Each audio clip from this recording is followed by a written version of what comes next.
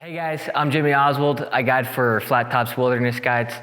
Today I'm going to go over my backpack setup for sheep and goats, and this is for an extended trip on the mountain, probably 3 to 7 days. If I'm going to stay, just do like a one overnight deal. I might switch out my pack to a little bit smaller of a pack. And I may or may not bring some stuff, which I'll hit. So to hike in, depending on the time of year, if it's an early season hunt, I'm probably going to wear these Prana Zion pants. These are they're not a hunting pant. It's not a hunting company. I think it's a yoga company actually, and I really like them. They're way cheaper than a bunch of the lightweight hunting brands, but I think they're just as good, if not better. And they're like $50 on Amazon instead of maybe the $180 Sika scent pants. So Prana Zions. Also going to bring. I'm going to wear a high quality pair of underwear. I really like these Sika ones. They have a scent guard in them, and it might sound gross, but this is the only pair of underwear that I'm bringing on my trip. I'm going to wear a high quality pair of socks. These are Thurlows. You can get them on Amazon. And I'm probably going to bring another pair. I'm going to have at least 2 pair, no more than 3. And again, I'll do that for a week or even a 10-day trip, just wear 3 pairs of socks. Gonna have a belt. This is just a QU web belt. I have a Sika bomber belt, whatever your preference is. The key though, you want something thin, because when you have a heavy pack on, like a thicker leather belt really tends to dig in to your lower back. One of the shirts that I really like is this Sika Core Lightweight hoodie. It breathes really well, super comfortable. If I'm going to be hunting in a high traffic area, which a lot of sheep and goats tend to be in, I may switch from a camo pattern to a solid pattern, and it just kind of helps to avoid awkward conversations on the trails with some hippies. Another lightweight shirt that I really like, that I may wear this instead of that Core Lightweight, is the QU Tiburon. Again, this one is in a solid, so this is a great one. For maybe a goat hunt in the Maroon Bells, you just look like a normal guy out there. In a little colder of weather, I'm probably going to switch out the Prana Zions and move to a semi-insulated pant. These are the QU Attacks. Again, solid.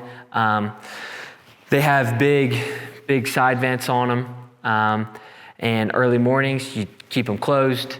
Or if it warms up during the day, open them up, get some airflow. Or when you're making your climb to the animal, or even just hiking in, you can open them up and not get too sweaty.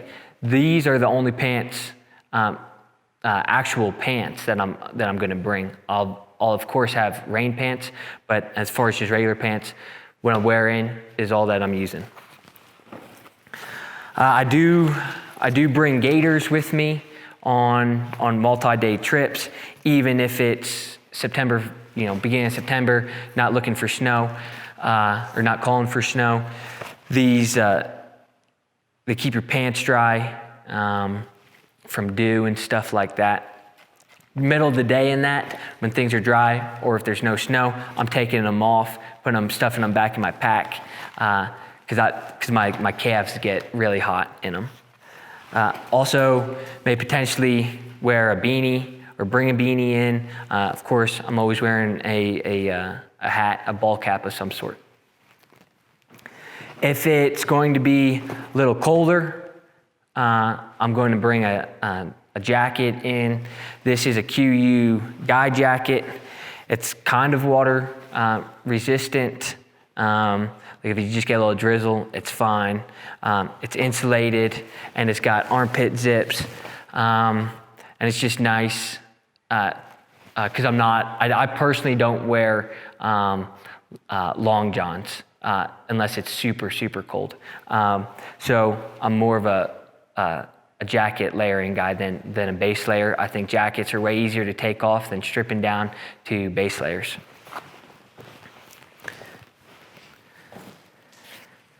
As far as my, I'll go and start with my actual camping gear.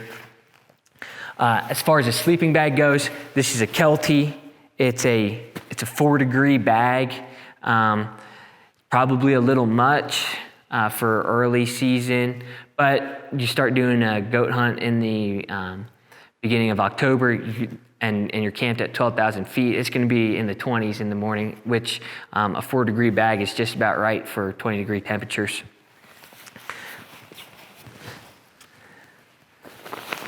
For a sleeping pad, this is an inflatable X-Ped sleeping pad. It's this one in particular, I forget what the model is, but it has the highest R value. It blows up and it deflates. When you buy it, they give you this dry bag looking deal. Kind of swoop it, close it up, put your end on it, and put it in the inflate hole on the sleeping pad itself. Because there's down insulation in it, they tell you not to inflate it, just by blowing in it, because the insulation gets wet. So it's kind of a pain. So if I know I'm going to be hiking in and staying in one campsite the whole time, I'll bring this. Or if I know it's going to be pretty cold, I'll for sure bring this sleeping pad. And it looks super bulky right now, but everything, believe it or not, folds up into this little stuff sack, which is pretty incredible.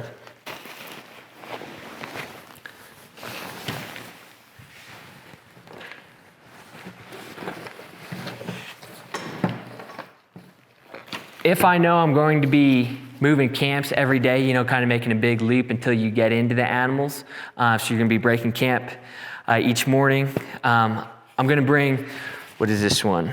It's a Thermarest, kind of egg crate looking deal, quick accordion style, and it's a little easier to set up than that inflatable one.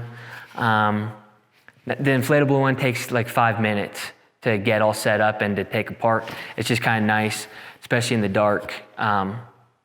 Just pop this back together and then you're ready to go. It's not quite as comfortable, not quite as warm as the inflatable one. This is a stuff sack or a compression sack for my sleeping bag. Stuff my sleeping bag down in there, and believe it or not, this sleeping bag literally shrinks to about that big around, and I can squish it to about that tall, so it compacts really well.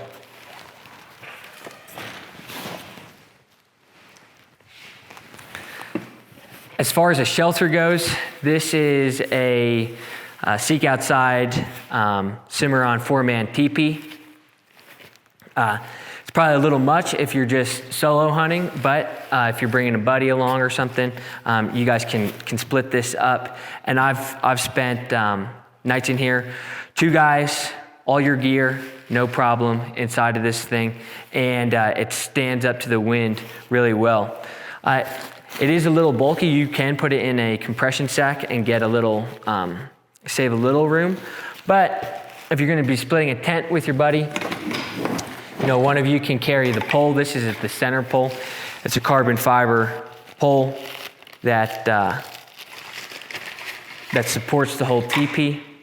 One of you guys can carry it and carry the stakes for the outside. One person carries the tent, and now you have a pretty sweet shelter. Stands up to the wind, awesome.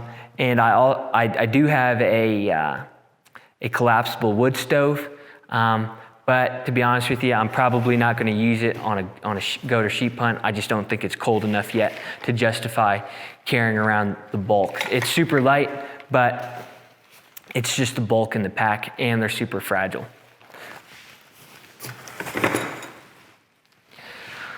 And then as far as the rest of the camping gear, I use a Jetboil. I think it's like the Jetboil Flash or something like that. They make other little cook stoves. These things are pretty affordable. I have a spork that goes with it. And you can buy these little fuel canisters. They set up super quick, boil water, like a cup of water, inside a minute. That's what they advertise. So you have hot water for coffee and your mountain house or whatever food you're gonna make. In the bottom of it, I always carry a lighter. This lighter never leaves the cook stove. And it's just really nice, so you're not digging through your pack all the time looking for a lighter or worrying about losing it.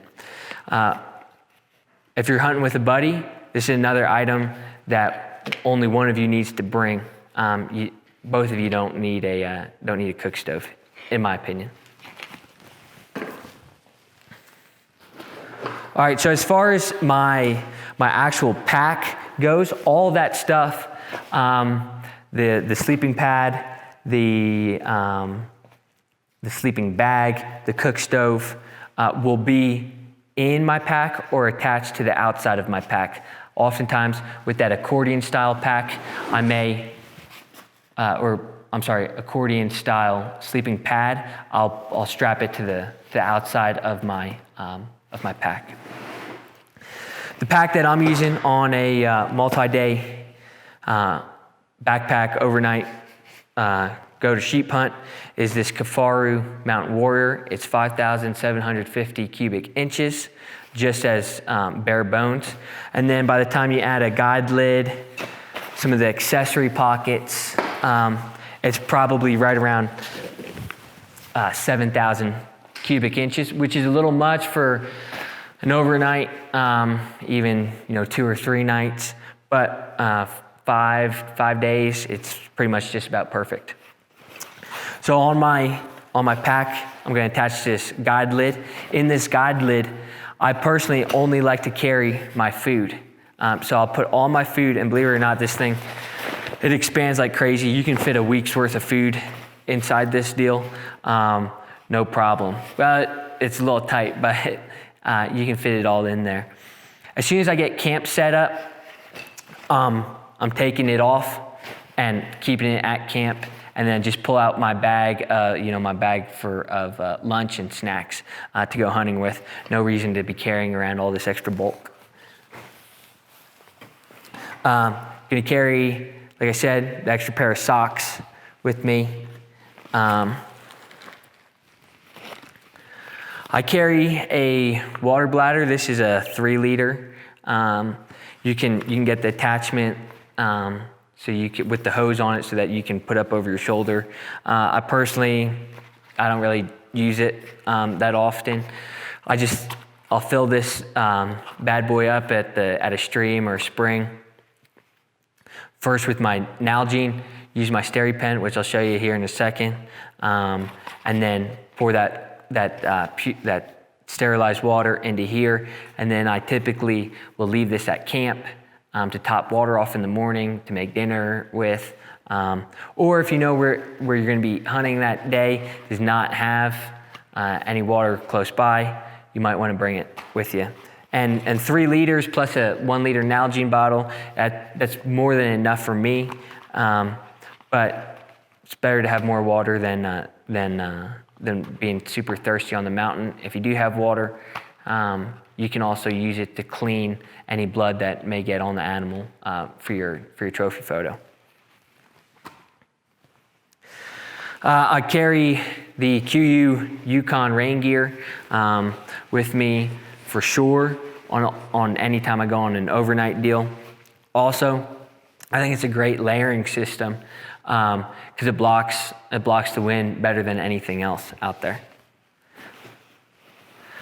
I also like to use reusable game bags. These are QU reusable game bags.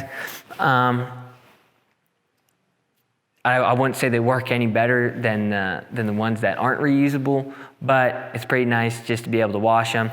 They have some reflective material on them in case you have to hang the quarters overnight, or you come back up in the dark and it's just easy to see. Recommend those. I carry a pack cover in case the weather turns. It's pretty nice to know you're going to have a dry pack, or all the contents inside of it are going to be dry.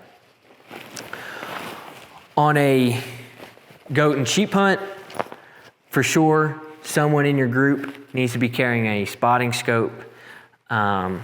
This one in particular is a razor or Vortex razor, 85 millimeter. I really recommend the higher objective. This is a straight one. Some guys like angled, some guys like straight, personal preference. But someone that either yourself, if you're hunting alone, or if you're hunting with a buddy, that's a must. When you're using a tripod, when you're using a spotting scope, you're gonna need a tripod for it. This is an outdoorsman's, and it's an outdoorsman's head. It's a little heavier than some other tripods, but this thing is rock solid. As far as the head goes, again, outdoorsman's, but it is super smooth for your pan and tilt. I really recommend the outdoorsman's head for sure. You can attach the head to most brands of tripods, and I've never met anyone that didn't like them. They're a little pricey, but you do get what you pay for.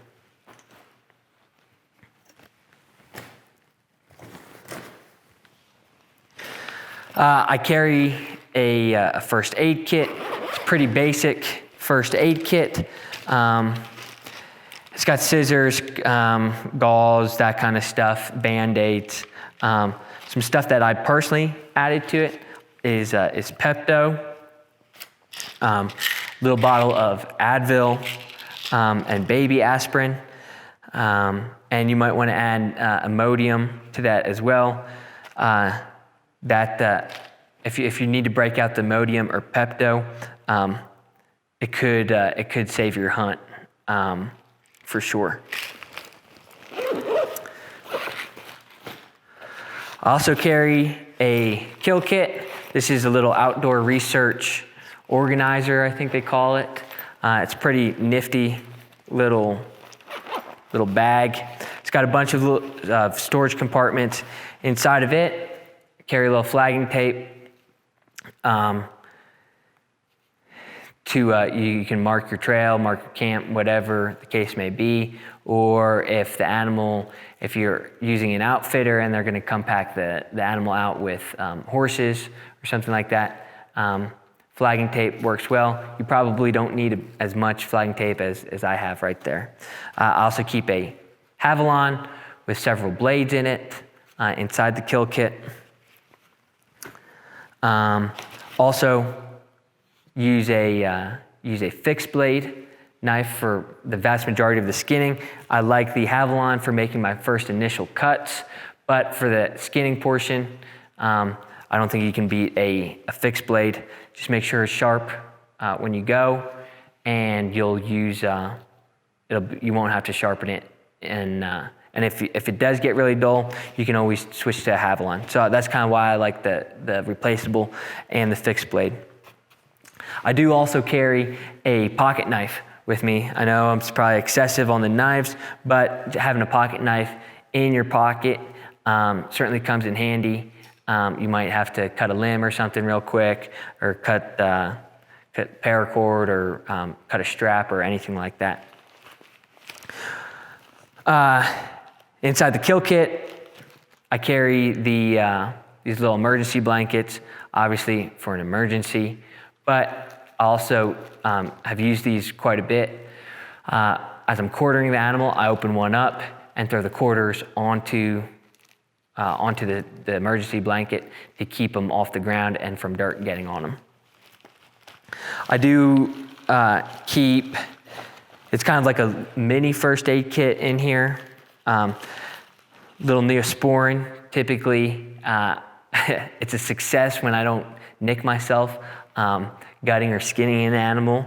And Neosporin, along with some Band-Aids and the kill kit, instead of having to dig and find your first aid kit. It's pretty handy. I also keep little alcohol swabs in there to sterilize any cuts on myself. And then I carry sutures, not necessarily for suturing myself up or a buddy or the hunter, but for suturing the mouth of the sheep or the goat closed. Typically when with a dead ram or a dead goat, their bottom jaw hangs and kind of swings back and forth. It's pretty easy. Just run a suture from the upper lip to the bottom lip, pull it tight, tie it off, and then you have some nicer looking photos. Carry a pen for signing your tag, and then keep your tag in your kill kit as well.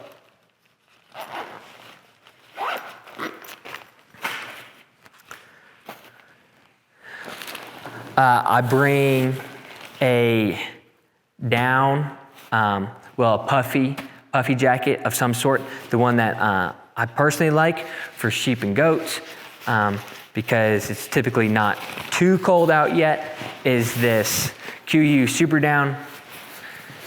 It's super light, pretty darn warm, and you can fold it up into, they say you can fold it into its own pocket. I keep my puffies, specifically if they're down, inside of a dry bag. If you don't do that and it gets wet, it's pretty much useless. This dry bag happens to be a QU one, but in my opinion, there's really no difference between it and a Sea to Summit or any cheapo dry bag.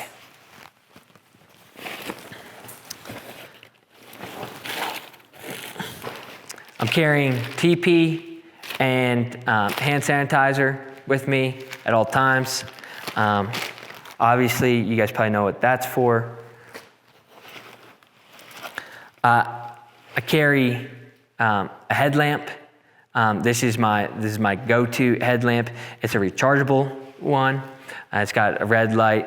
It's got a couple different settings, like one big beam, wider beam, and then you can also control each of those beams on how bright it is.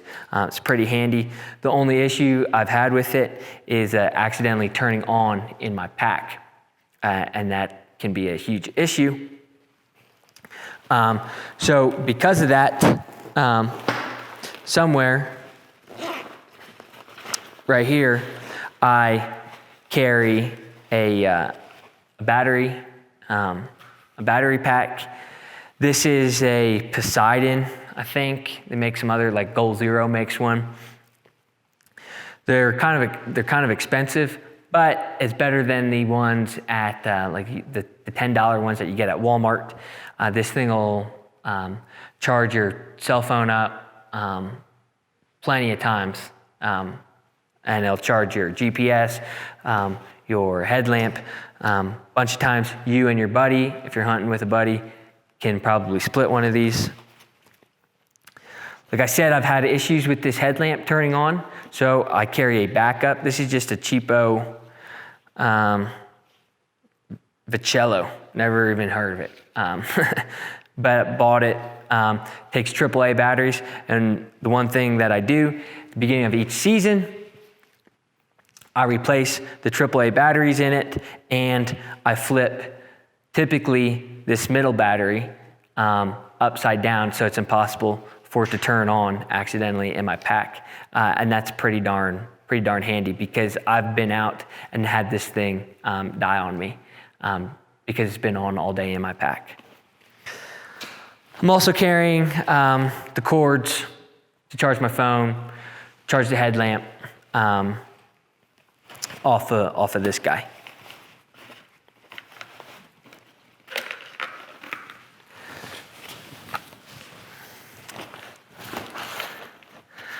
I carry a Leatherman. Nothing special about this Leatherman whatsoever, but it's amazing how many times on a hunt, a pair of pliers, a screwdriver, how many times these things do come in handy. Sometimes when that Havalon blade gets covered in fat, it's almost impossible, fat and blood, it's almost impossible to get those blades off without seriously cutting yourself. The Leatherman certainly helps taking the blades off. Carry a SteriPen. I used to carry an actual water filter, but I started using this last year. This thing's a game changer. If you carried a filter, then you end up having to carry a syringe because if that filter gets clogged, you need to backflow it somehow. These things don't get the little floaties out of the water, but you just dip that puppy in your Nalgene bottle for 90 seconds, stir it around, and you have drinkable water.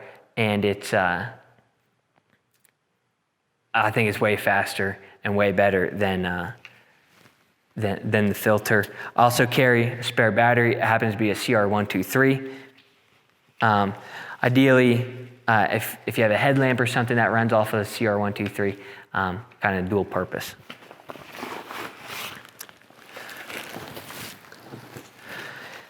Then I carry a little toiletry kit, toothbrush, toothpaste. That can stay at the camp. You don't really need to carry that with you. But what I do like to do, I carry a bunch of these little dental flosser things around. Man, these things have saved me lots of times on a hunt, especially when you're eating like beef jerky or something, which everyone tends to do for a snack while they hunt. That beef jerky gets stuck in between your teeth, or apple skin or something like that. It'll drive you nuts, and having this little flosser with the toothpick on the back I've almost called a couple hunts short because of beef jerky stuck in my teeth. So always carry at least one of those flossers with you in your pack, and then you can leave your toothbrush and toothpaste back at camp. I carry a map of the area that I'm hunting, even though I'll have the map saved on my OnX on my phone, and I'll have a GPS with the topography of the land. It's pretty nice. If you're looking and you see some mountain goats 2 miles away and you're trying to figure out what that mountain is, or if there's any trails going up there, it's super nice to pull out a map and see the big picture.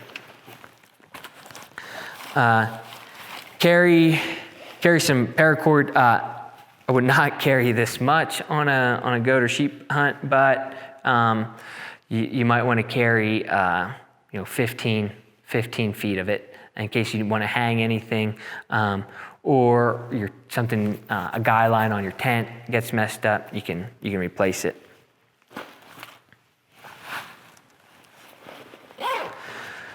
And then I always carry this Crazy Creek. It's just a little seat. It keeps your butt up off the ground, keeps your butt from getting wet. At night, you can use it for part of your sleep system as a pillow. It's just something really nice to have instead of just a piece of foam. And it's certainly better than having nothing. It really doesn't weigh that much. And everyone who sees it, they're super jealous of it. So Crazy Creek, I'd look into getting one. Then I'm always carrying my Nalgene bottle. Everything is kind of the SteriPen is based off of the standard size Nalgene bottle. So it's 90 seconds to sterilize this. Typically, if I can, this is all I like to carry on the hunt. If I know that there's a spring or a stream or some kind of water source nearby that I can replenish water. If not, I'm going to carry that 3 liter that 3 liter bladder with me.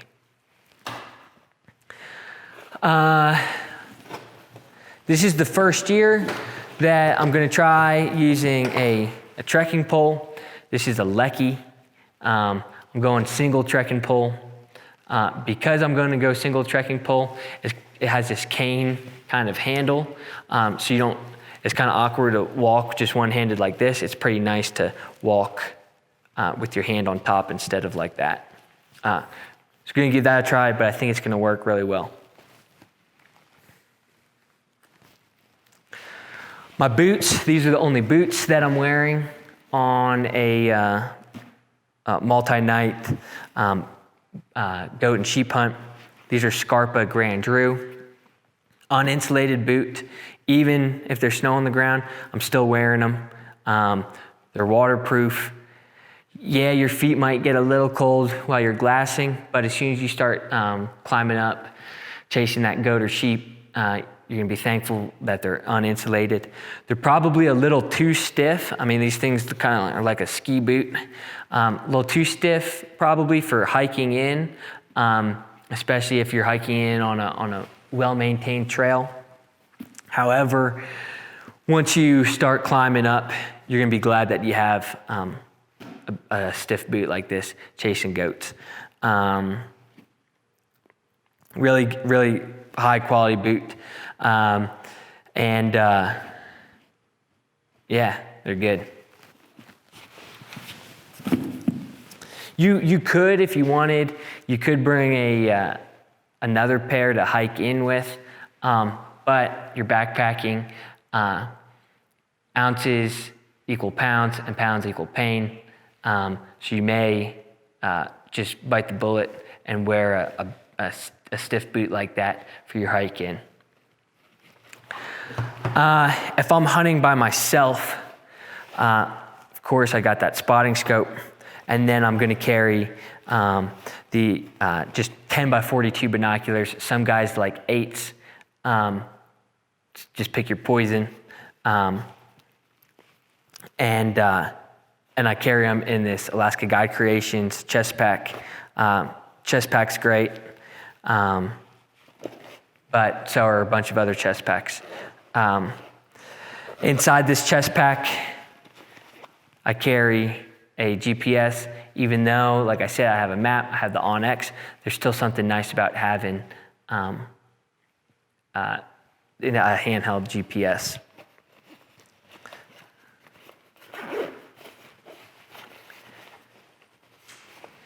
If I'm hunting with a buddy, there's 2 of us. One of us is probably going to wear the 8s or 10s, and then I would probably wear these 15 by 56 Swarovskis. In my opinion, you can't beat them for glassing. And they'll save you a bunch of time too in the long run, I think, of pulling your spotting scope out, because you can tell a billy from a nanny, a big ram from a small ram with these, and then you don't have to get your spotting scope on the tripod. And you'll pick out animals that are bedded down way easier, I think. Most guys can't free hold them, like this. I've never really had a problem with it, but like I said, if it's just you, just one man, I'm probably going to go with the 10s. If it's 2 of you guys, the 15s, the 10s, and at least one spotter in the group, you're going to be golden. On each of my chest packs, I carry these little microfiber cloths to keep the glass clean. You can use it to keep your scope clean. And then I also keep a lighter and another pocket knife in my chest pack, and typically a little fire starting material. I keep a windicator in the top of my chest pack. Use this thing more than most guys would believe. Checking your thermals. It's a you certainly want a windicator. If whatever chest pack I decide that I'm going to carry, I then go and put my rangefinder on it, and this is just a Vortex 1,000-yard rangefinder. Realistically, it's tough to range an animal past 500, but typically your shots are going to be well inside that. And this is just a QU rangefinder holder. And that is just about everything that I carry on a multi-day backpacking hunt.